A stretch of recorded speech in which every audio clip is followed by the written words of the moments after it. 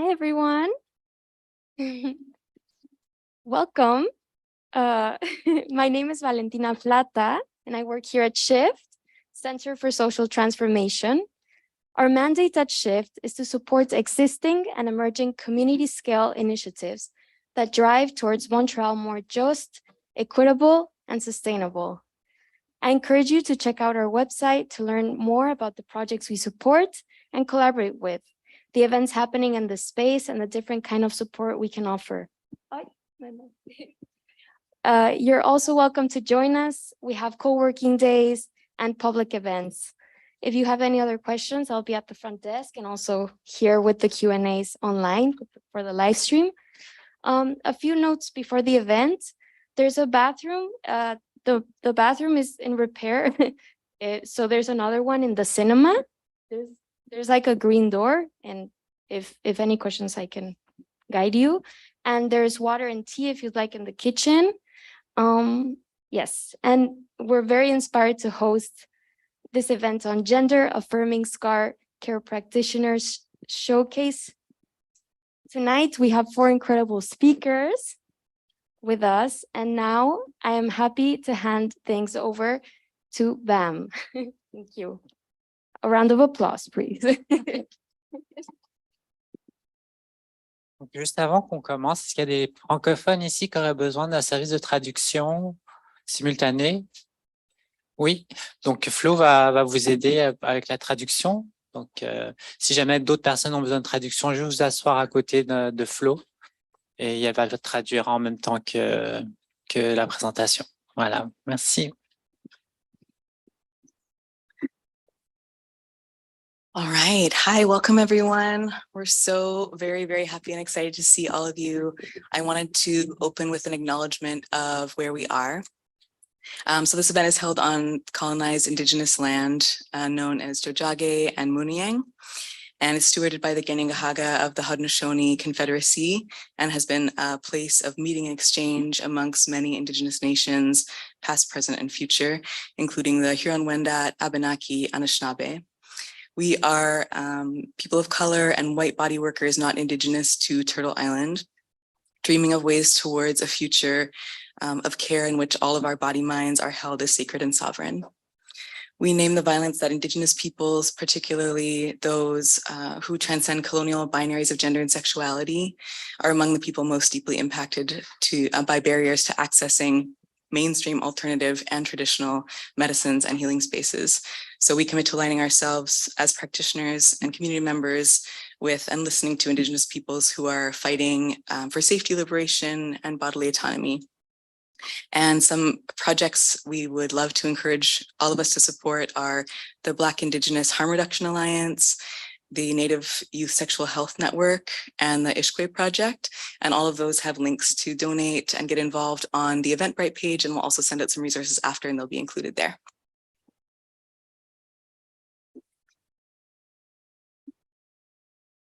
I would like to start with a question for our audience, digitally or in person as you may be. And if you're willing to tell us, I'd like to know who in the room is working with or is within trans inclusive community.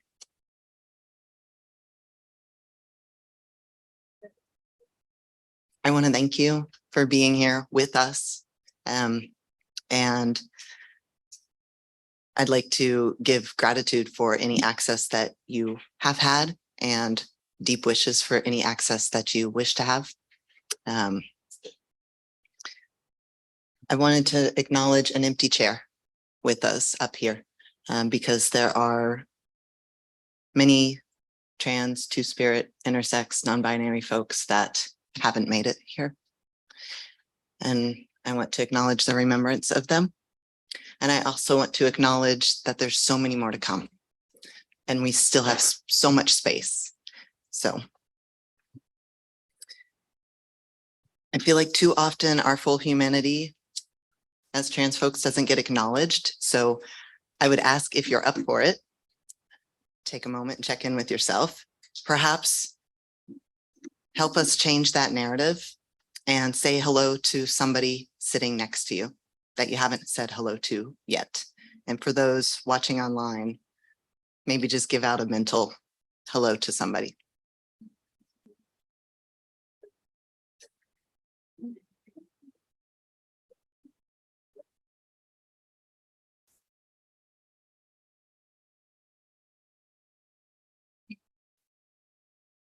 I'm going to also take a moment to speak to kind of the structure tonight. So as Ro mentioned at the very beginning, we're pretty tight on time. And so we decided not to open broadly for Q&A period at the end, but we have a few options.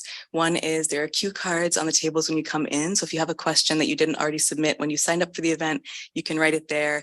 We will address those in the email that we send afterwards if it wasn't able to be answered today. We're also going to do a little breakout round at the end for anyone that would like to stay. So we'll close this container and then we'll have an opportunity after a little bathroom break to come back, meet with each of us. So we'll just have a few minutes with each practitioner rotating around. If you have a question, you can ask us there in smaller groups. And we're really wanting to focus more on scar care generally and the way the health system is functioning in Montreal and these kinds of things rather than questions about personal health and personal scar care. But we have many other opportunities for that. So you can contact each of us for a consult or a session. And we also are going to have a moment in a few weeks probably where we'll have a workshop of demos where we'll be showcasing hands-on how we work, and you can come and see that in person and ask us questions there. So we won't have a lot of time today to talk about the very specifics of like how to care for scars. That was the #1 question we got, which is very understandable. And that's why we feel so passionate about speaking to these things, because there's a lot of misinformation or there's a lack of information. So we will provide a space for people that want really more of the tangible coming up. And if you registered, we will send that in the email. If you haven't registered, you can still do that on the Eventbrite, and then your email will be with us and we can let you know when that event is happening. So that will be a local in-person event. And what else can I say? I think that's it. Any other logistics I missed? Beautiful. Awesome. So today's panel, we're really centering kind of who we are as a community of practitioners in this work, and what we're building together and that vision, and also speaking to the barriers that the community faces in terms of accessing pre and post-op care, and trying to identify them and find solutions to them. So yeah, we're going to get started. I'm going to ask everyone to say their name, their pronoun, and a little intro of like, yeah, who they are, why they're here. So yeah, if you want to begin, Bam. So hi everyone, my name is Bam Trong. I'm a general acupuncture practitioner. So I treat various issues, internal and external, including scars and also post-op healing. So helping support the body with the healing process after surgery, and also long-term on the scars to favor better healing of the scar and better integration with the surrounding tissues in general.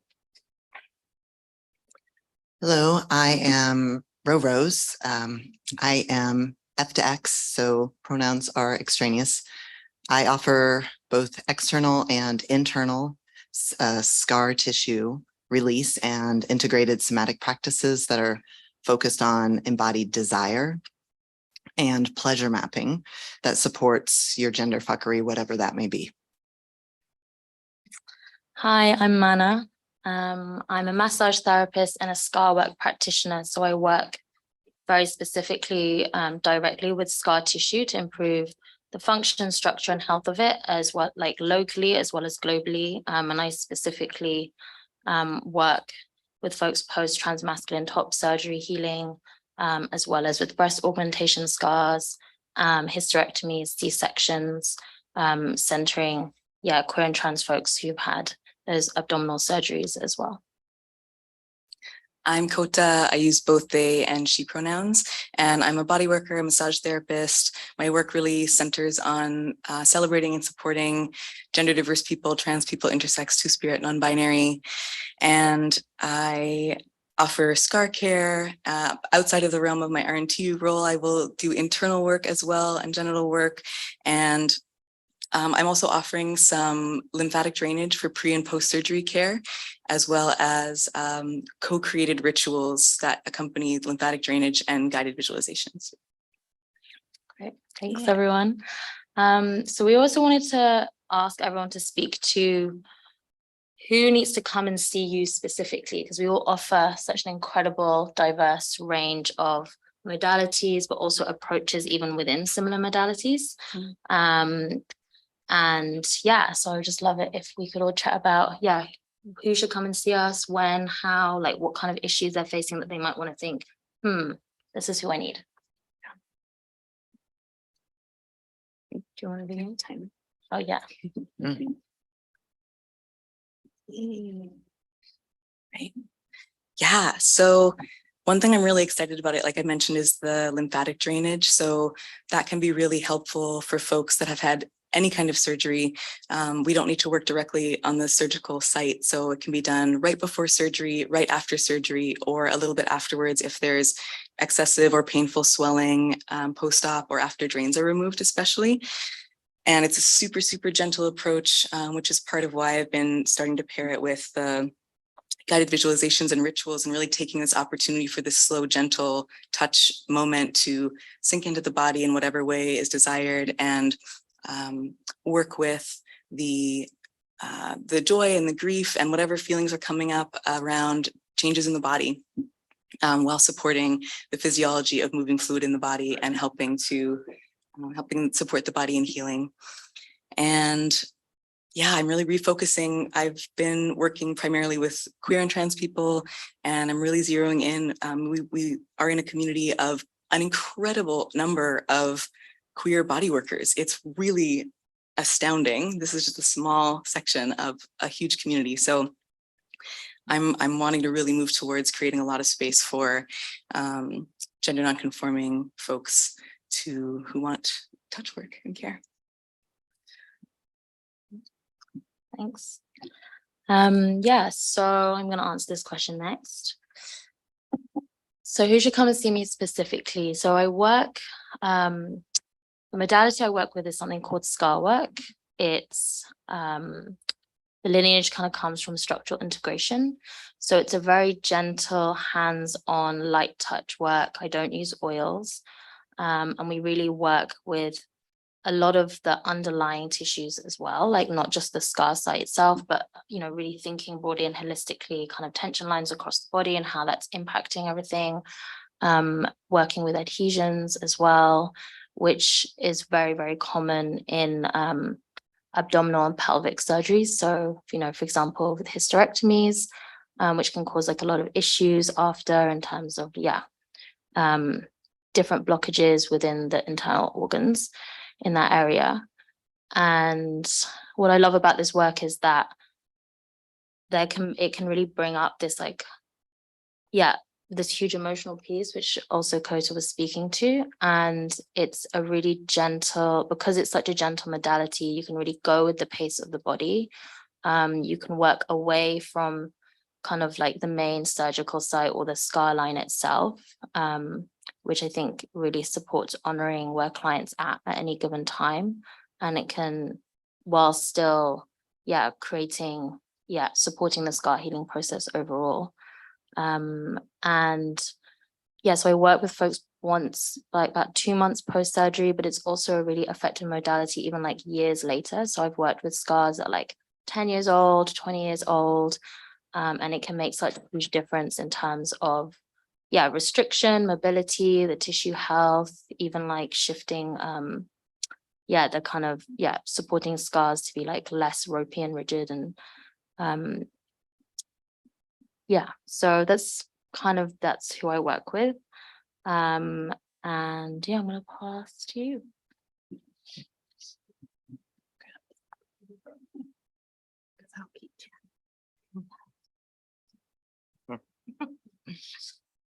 Holding our time accountable.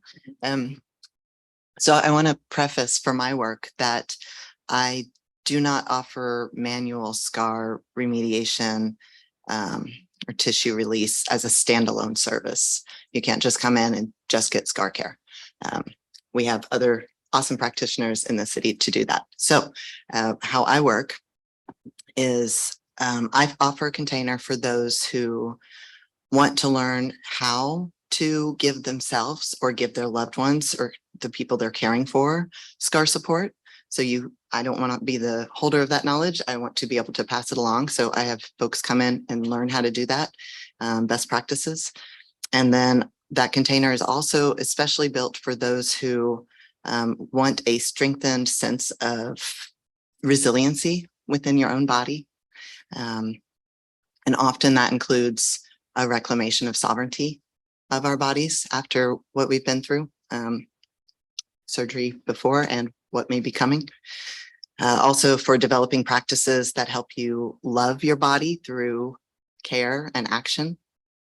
And then mapping out and going after pleasure within your self-care practices. And that's one of the biggest things is being able to notice the gradations of when our nervous system is kind of becoming more protective or opening to connectivity.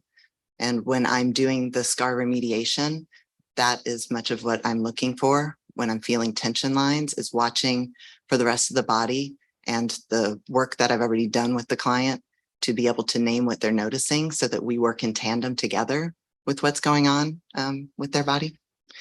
And that way we can step back from the scars if there's a sense of protection happening, and we can move to the rest of the body and create more of an opening for spaciousness and connectivity. And then when we have that, we can go back into the scars again. So yeah.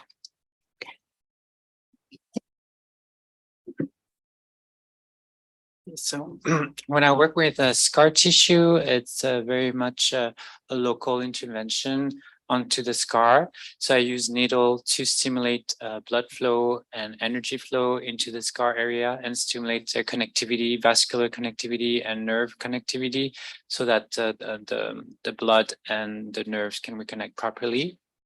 And you can come and see me as soon as 6 weeks post-surgery. So at least 6 weeks, so you have enough time to lay foundation for the scar. And then we can start working on the scar. But you can also come and see me earlier after the surgery, as soon as you're able to function and go places and move around. So you can come and see me. And I can help with general healing of the area. The technique I use when I'm not working specifically on the scars is a distal approach, meaning that I put needles in other parts of the body, the legs and the arms, but I don't needle directly in the area that had surgery or the wounded area or where there's pain. So it's a very low intrusive technique. So it's just a way of stimulating energy flow and blood flow again to support the body in the healing process. So you can come right after the surgery to support the healing process, and then later after 6 weeks to work more specifically on the scar tissue. So our next question is, how are you centering queer culture and community in your offerings? I'm going to stick with you for a minute. Well, as a queer trans woman, obviously I have a natural understanding of other trans people and queer people's realities. So I think, yeah, there's just a natural empathy for what other people are going through, having gone myself through surgeries like gender-affirming surgeries, and also in terms of access as well, having like a rate that is accessible lower for trans and queer people. It's a way of offering better access for the community. And otherwise, I think Chinese medicine in itself operates in the margins of Western medicine. And if you think of it in terms of queer as being different or from the mainstream, then I'd say the way Chinese medicine works is queer in the sense that it approaches the body and the mind in a different way from the Western perspective. So that the practice itself, I guess, is queer in a way, yes.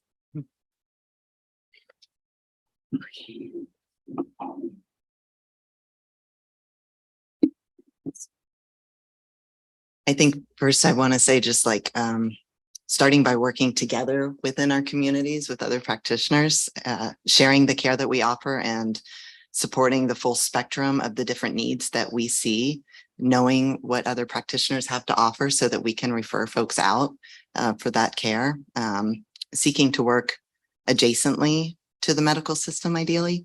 That isn't currently built for the fullness of our humanity, but is built for efficiency. So working in a different model than that. For my individual offerings, I'm combining my experiences as a sex worker, my degree in psychology, my years of work with trauma, my trainings in somatic sex education and sexological bodywork, along with my own experience with a double mastectomy and the trainings I have with integrative and holistic scar care remediation and fascial release. I did so much healing for myself in my own body within lesbian living rooms. And so I love working out of my home because I get to recreate that sort of environment that helps to break down those barriers of power dynamics that are present and named, and also we don't have to kowtow to them. So my first 3 sessions are usually 3 hours each. And the price doesn't change per session, but I use that time to start to build trust and to start to understand together where somebody's nervous system is and how to best meet them so that they can teach me the best approach, and so that I can learn to trust their voice to tell me what they want and what they don't want. So we do a lot of practices in choice and voice. I only work with trans and gender non-conforming people, and the majority of my clients are multiply marginalized. I take very few folks that are not. Those are kind of my solidarity. Those are my solidarity folks, because those folks pay at the higher range of my pay scale in order to allow me to do more of the work with everyone else. Yeah, that's what I got. Great. Yeah, I mean, I really echo what you're saying, Ro, in terms of, yeah, how we're doing things differently in terms of the community building that we're doing amongst ourselves as practitioners. I really feel for me, I have like 2 parts of my practice, and one which is, yeah, one-on-one with clients and that kind of very specific client manual work. And the other part of my practice is really in that community building piece and really trying to create alternative structures of care, and working collaboratively with, yeah, other amazing practitioners in like a really deep and meaningful way that, yeah, it's not just about work, but actually like, yeah, being friends and, yeah, uplifting and celebrating each other and thinking about how can we resource each other and capacity build and vision. And yeah, I think for me, yeah, when I think about like what is the queerness piece within my practice, it's like how we like building what doesn't already exist and how we building what we need and what the community needs. Yeah, in what can be a very difficult environment. And yeah, in terms of my kind of one-on-one practice, like I also have a sliding scale practice. When I train in scale work, there was no, like I just kind of had to find ways to adapt it to working specifically with gender-affirming surgeries. And that was a very specific choice that I made of a community to center, because technically I can use my skills for pretty much any scars, whether you've like broken your leg or whatever. Yeah, so I really wanted to focus on that and providing that care for folks who are already marginalized out of many supportive healthcare systems, and making space. I'm not as expansive as Ro in the way I make space for the kind of more emotional and somatic journey, but that is a really important part of my sessions, and integrating different modalities such as meditation, journaling, drawing, And yeah, just holding space for folks wherever they might be, that is very different from that very medicalized experience people may have had. Yeah. Yeah.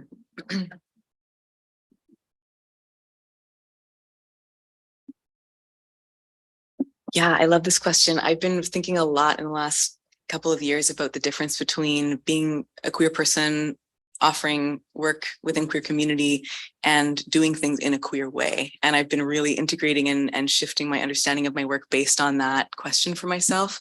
And it's in progress. It's always shifting. But as others mentioned, the accessibility, physical accessibility, and financial is really important to me. And also working with this project Community Healing Days that creates a space, a collaborative space for people to come and access on an even lower sliding scale than I'm able to offer in my private practice, and work in community in that way. And being part of this network of body workers that feels very non-competitive and super supportive is incredible to have access to, and really important to me.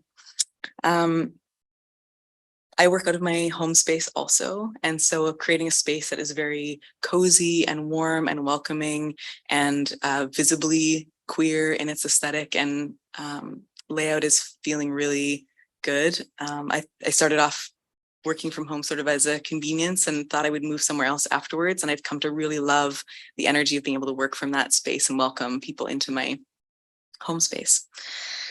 And yeah, questioning some of the standardized scripts around how a massage session goes and how consent operates, and really wanting to bring more depth to that process. And as others have mentioned, bringing in all these different pieces of myself that would have felt maybe disparate or that they didn't have a place in my massage work.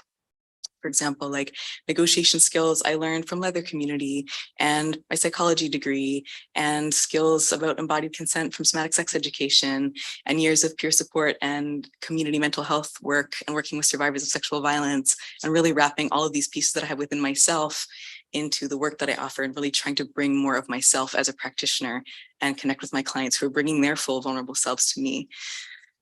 And bringing more of the woo, that's newer for me, that I have this setup sort of like, we could do a little bit of like magic maybe, but really trying to bring that in a more confident, forefronted way. I have this very strange knack for crafting improvised guided imagery.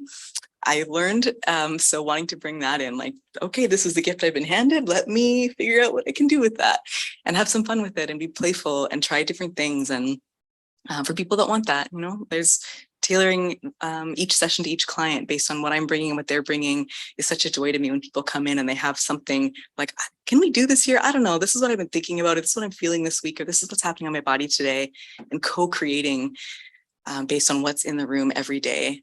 And then starting fresh each session is really exciting to me. So as I mentioned at the beginning, where there were a lot of questions in our little intake form about like, how do I care for my scars? How do I support my loved ones and care for their scars? And we want to create much, much more space for that, both in our practices and in this live demo event we want to do. And also we can touch on it a little bit here. So I'm going to pass it over to Mana to share a little bit, and then we'll each add our pieces to that. Great. Yeah, so this was definitely a big question around how can we cherish our scars after surgery? What are kind of these like low barrier, low risk scar care that I can do for myself or to support my partner? And yeah, I feel like sometimes there's a lot of information out there, and there's also a lot of different approaches, and everyone is different. So this is, you know, this is a very general information. And I kind of find a lot of the time with my clients, it's just having that confidence piece of just being told what you're doing isn't horrifically wrong. But yeah, I like science. There's also some sciencey things in here, but I think, yes, the main most important thing in terms of like scar tissue health is hydration. So if there's one thing to walk away with, it's hydration. The way the scar tissue is that it doesn't have the same ability to hold in and lock in moisture as the rest of your tissue. And So really supporting that hydration piece will really improve like the scar tissue formation, the tissue health of it over long term, and mitigate any kind of like, raisedness, bumpiness, that kind of stuff. So yeah, I would say that as soon as your scars have closed, so this can be for most people anywhere between say like 2-ish to 4 weeks. As long as your wounds are closed, you can do very gentle, light touch. So you can kind of think of it as just like, gently moisturizing. You can work directly on the scars, but also I really encourage people to work away from the scar site itself. In the case of, say, transmasculine top surgery, like a lot of my clients really focus on that scar line, but you've got below the scar line, above, like as it comes up into the armpit, like this whole area like also needs a lot of circulation and hydration as well. In terms of folks who are melanated, including people like light skin, Latinx, or East Asian folks, you're more likely to have hypertrophic and keloid scarring, which is where the scar tissue kind of like moves out of the bounds of where the line is basically. And that kind of can happen pretty much within like the first 3 months, the first year. And studies show that like silicone gel sheets or silicone gel can be really, really effective because they basically help block in that moisture. So I really recommend that to folks. At the same time, I have a lot of white clients who also have hypertrophic scarring. So I pretty much say this to anyone.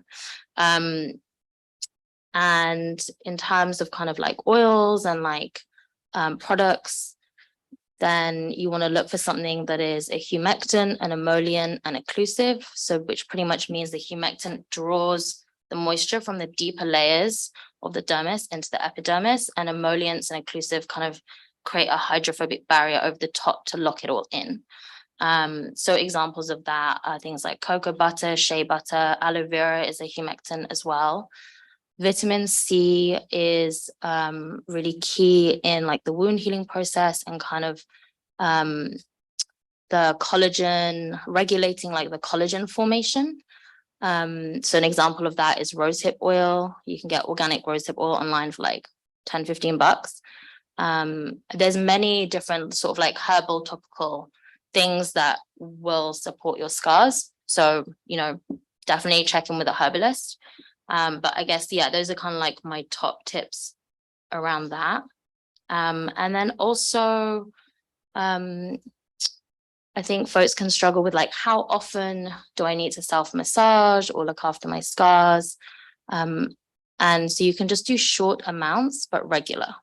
So it could just be 2 minutes, 5 minutes every day, every other day. To me, the most important thing is like what actually works for your schedule. That means you're most likely to do it. And how can you do that self-care from a place of like, care and like pleasure rather than from a place of guilt or shame. So even if you just do it once a week and that's it, then that's great, And I really advise integrating that time with something else that you're already doing. So it could be after your morning shower or whilst you're waiting for your coffee to finish or something like this. I also want to speak very quickly to keloid scarring because that can be more prevalent, especially in more melanated folks. So this is obviously very under-researched. But pretty much there's some studies that talk about how shea butter and also snake oil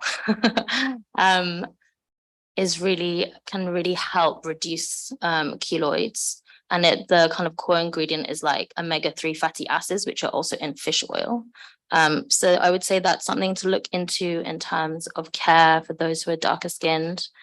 I think that's kind of just a quick summary.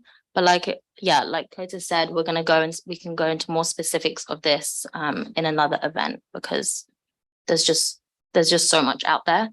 And I'm going to pass to Rowan Bam to kind of talk more specifically around like bottom surgeries and scar care in that realm.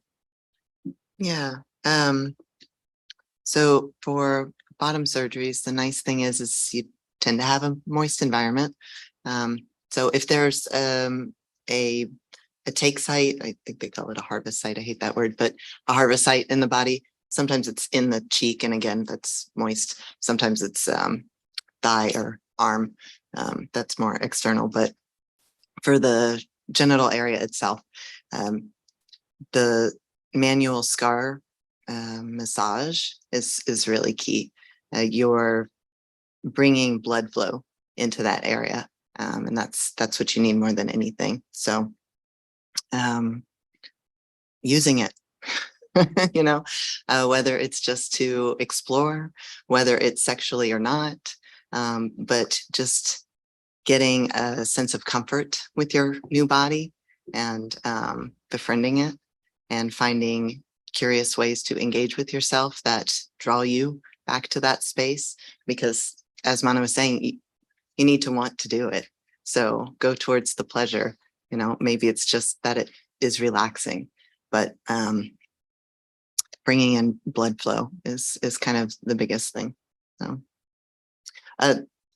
one thing I will say, like with the range of, like, not just phalloplasty, but the range of bottom surgeries for masculizing, often there's constriction with the urethra, and that can be pretty specific. So there's massage techniques specifically for relaxing your urethra. So with acupuncture, like I mentioned, it's kind of complementary to Rose's work. Well, Rose will work more specifically locally on the area. I will work remotely. So if there's any pain or blockage, our approach with Chinese medicine is to increase blood flow and energy flow in the area. And again, by needling on the arms and the legs. So you don't even need to undress the area that's affected. So it's a good option for people who have pain and don't feel comfortable having the area where they had surgery touched or manipulated. So it's a good way to increase, again, circulation in terms of blood, organic liquids, and also energy, and help with the natural healing process of the body. So just to support it a bit more. So maybe Kodak, you can talk to us about lymphatic drainage. I would love to. So for lymphatic drainage, as I mentioned, it can be done pre or post-op. So pre-surgery, it's recommended really like the day before surgery, so quite quickly. The effects usually last like 36 hours or so afterwards. You'll continue to have impacts on the body.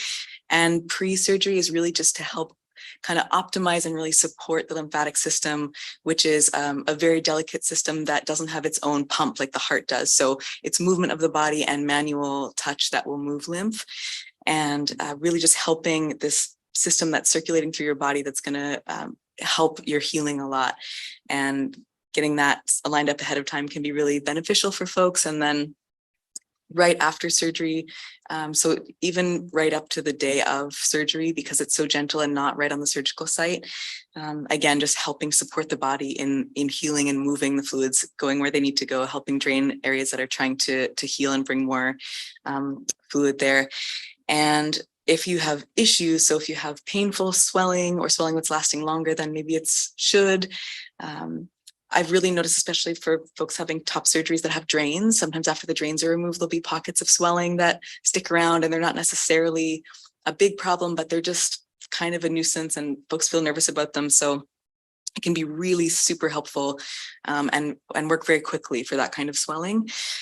And often one session is all that's needed, and that will really make a big difference. 1 hour long touch session. I'm also super happy to show people how to do it for themselves or have a support person come in and show them. Also just Googling for or go on YouTube, finding lymphatic drainage self-massage. There's a lot of awesome physiotherapists and massage therapists that have videos.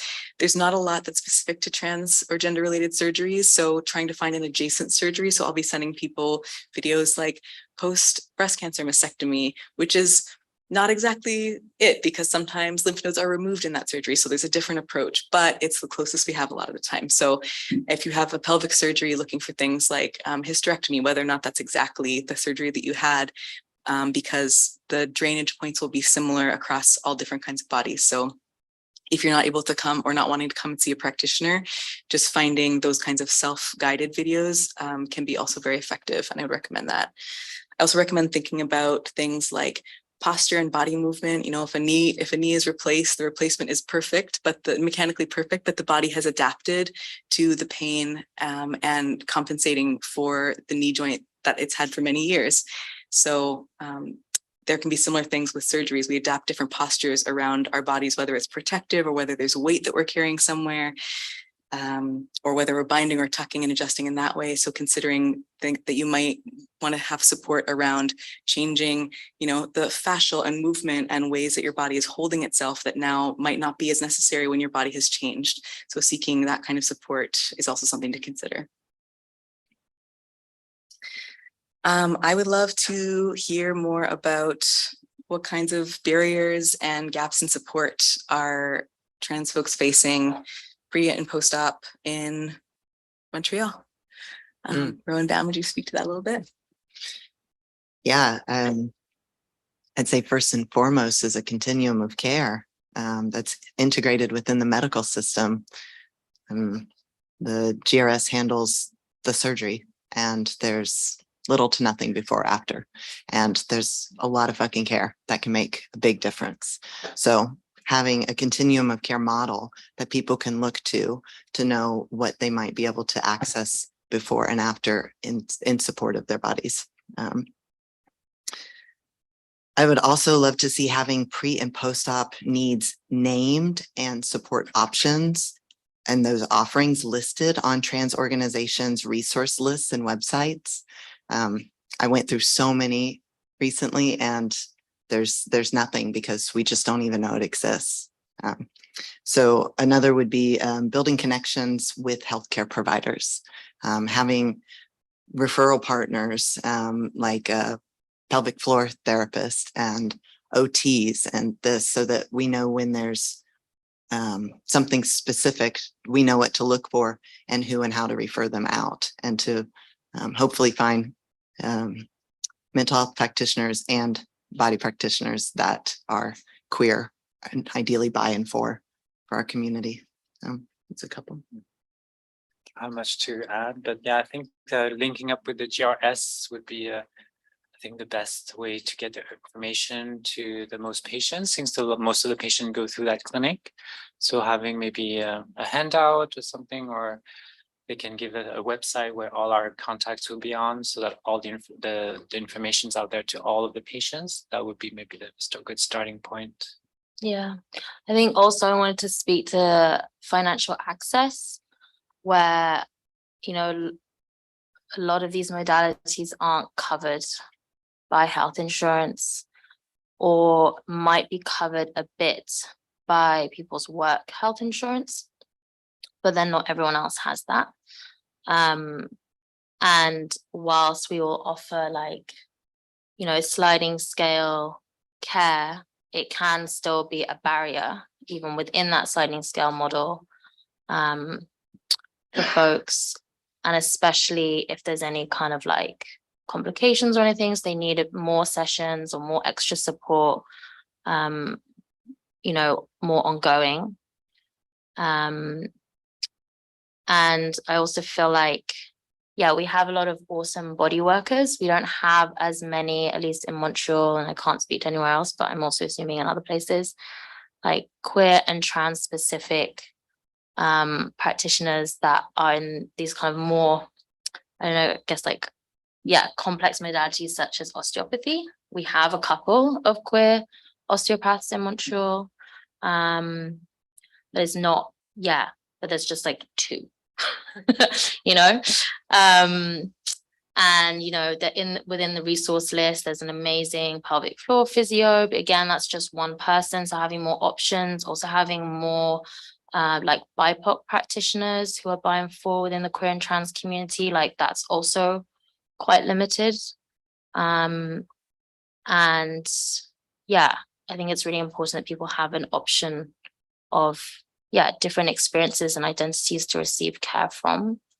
So I feel like that's also, yeah, speaks to barriers and gaps. Yeah. Yeah, I wanted to maybe just add some context for folks that are tuning in from elsewhere that the DRS is a clinic local to Montreal that specifically does gender-related surgeries, and they do hundreds of surgeries a year. And there's an inpatient spot for folks that have had bottom surgeries to stay for a few days. And it's an international hub of the people come here from out of province and out of the country to receive those surgeries. So Montreal in particular is a kind of an interesting place to talk about trans healthcare, because there's a lot of it happening here, and there's a lot more that's needed than is currently visible or readily accessible for people. Our last question. So what would you like to see changed in the next 5 years? I think, like Mana mentioned, having more trans and queer practitioners, that would be great at all levels of the healthcare systems, both inside and around the healthcare system. So more osteos, chiros, acupuncturists, physios, body workers, but also inside the system as doctors, nurses. It makes such a big difference when you're in a vulnerable position of being cared for after a surgery, to have someone that understands you, naturally understand what you're going through, and have natural empathy for your reality, like understand what your reality is. And it really makes a big difference, that human kind of connection you can have with a fellow trans or queer person. And that would be great if more of us could get on board and provide care. Totally. Yeah, I think also there's a fun, I don't know.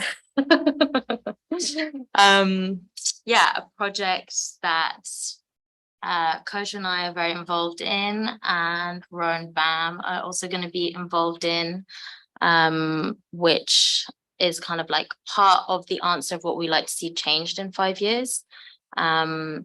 So yeah, there's a project called Community Healing Days, which has been funded by Shift, which is the space that we're in, which runs like a monthly sliding scale, very low cost, bodywork clinic in the city. And by low cost, I mean like $10 to $50 for a session. And we recently just got a second round of funding from Shift, specifically to focus on having a pre and post-op trans healthcare clinic that will run once every 3 months. But it will be for 2 years. There'll be 4 per year.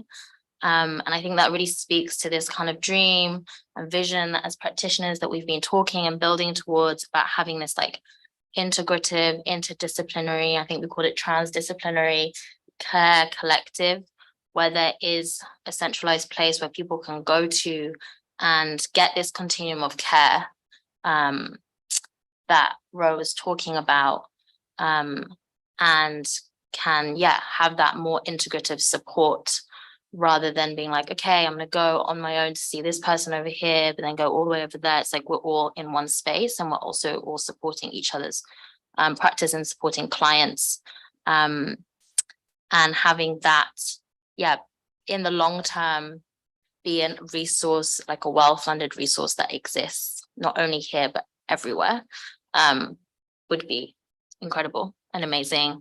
That is by and for, So we're very excited about that coming in 2024 in this kind of like pilot project format. And we have a slide, I think, if we can get that popped up, of just a mock-up idea for a continuum of care. And what I would like to see in 5 years is that everybody understands that this, and expanded upon this, is what gender-affirming surgeries looks like. It's not just a surgery.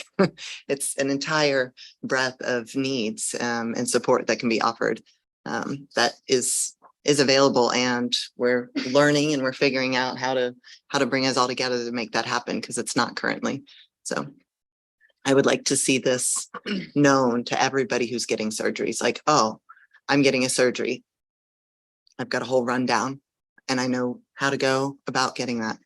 So Yeah, and I think also for the mainstream medical system, to also know that, yeah, these like traditional bodywork practices are a viable and effective form of like pre and post-op care.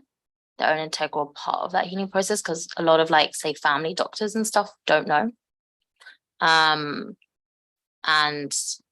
yeah, so just really kind of, yeah, getting that out there would be pretty awesome. Yeah, agreed. I would love, as I think everyone has said so far, to have people at different levels of healthcare being able to refer to each other. So folks that are already in contact with people that are having surgeries, knowing about and being able to confidently refer to folks that are more in our network, and having that bridge, because it's not in opposition to each other, right? We can all work together to create this network of care. And I would love to see more bridges built within our networks to be able to support clients in a more direct way. So with clients' consent, obviously, be able to consult with each other and share clinic notes and really create that web around someone to support their care. And for people, knowing that people going into surgeries know basic wound care, you know, like sometimes that is lacking, and people going in having a sense of what to expect, and their caregivers know what to expect, and afterwards they have a plan and they have a sense of what their care network is, and there's less kind of scrambling and fear and uncertainty, and there's a laid out, you know, list of options and possibilities that people can tailor to their own needs, which right now is a lot of kind of reinventing every time people try and figure it out. And I would love to see that really pulled together as we have as an example here. Yeah. And free healthcare.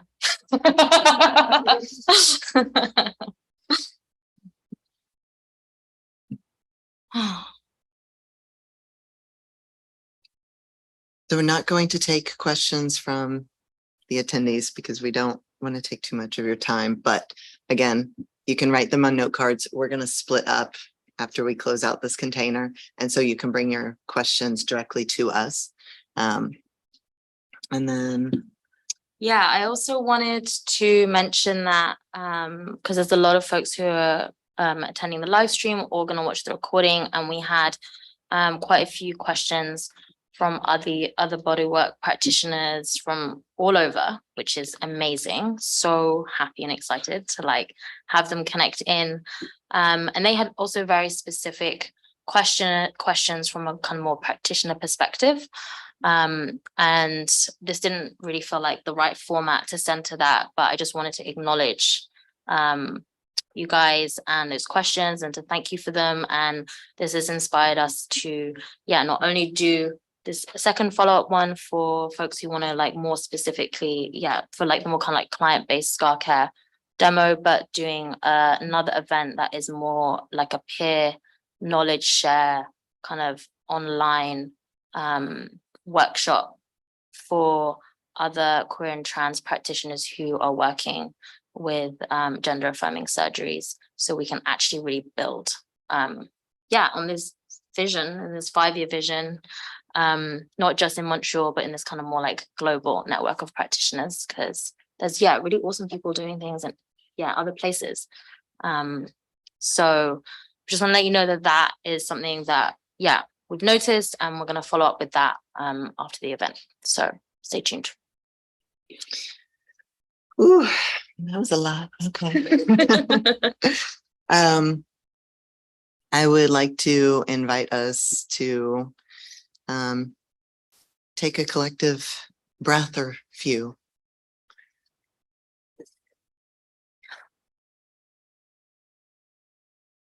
And then I would ask, what can you say in one breath to close out this time? Caring. Yes. Adoration. Excited.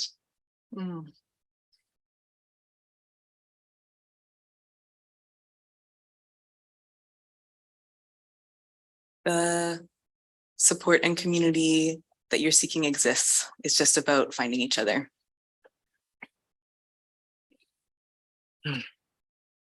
Goodbye to the folks online. We're going to be saying goodbye to you in a moment. And all of y'all, you're welcome to go as well. And you're welcome to stay. So we're going to set a timer for about 5 minutes. You can go out to the restrooms, you can mull about, do as you wish. We'll come back here in 5 minutes, and then we're just going to break off into 4 groups right in here. And then each of us will take a corner and you can chat with us, and then each of us will then rotate. So you'll get a chance to chat to each of us for, I think it's about 7 minutes. So have your questions ready. All right. Thanks. Thank you all. Thank you.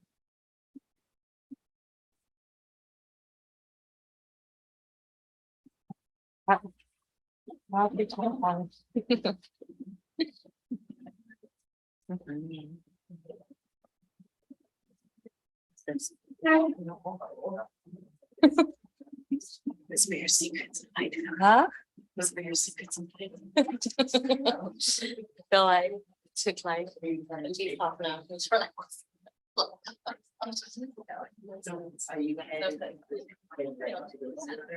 Sweet.